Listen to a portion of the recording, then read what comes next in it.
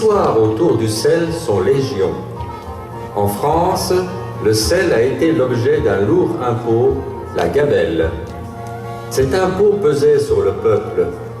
Le minéral était en effet une aubaine pour les finances du royaume, puisqu'il était non seulement nécessaire aux organismes, comme il l'est toujours d'ailleurs, mais on en utilisait bien plus qu'aujourd'hui, car il était en effet le seul moyen de conserver viandes et poissons par salage et fumage.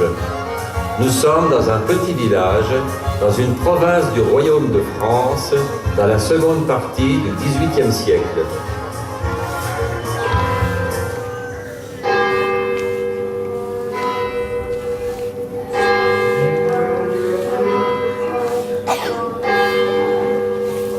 Père, la récolte a été mauvaise cette année. Je crains bien que lorsque nous autres, nous aurons payé les impôts et les taxes de plus en plus lourds, nous allons devoir sucer des cailloux.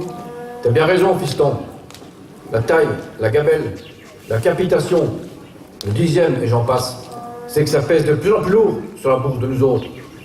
Et nous allons en plus manquer de sel. Et ça, c'est pas bon pour nous autres. Fichus impôts, si encore qu'ils étaient si justes les impôts, et payés par tous selon sa fortune, on sortirait peut-être la tête de l'eau, nous autres.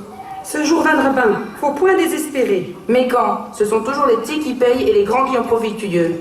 Je dois faire quelque chose pour mon foyer, c'est mon devoir.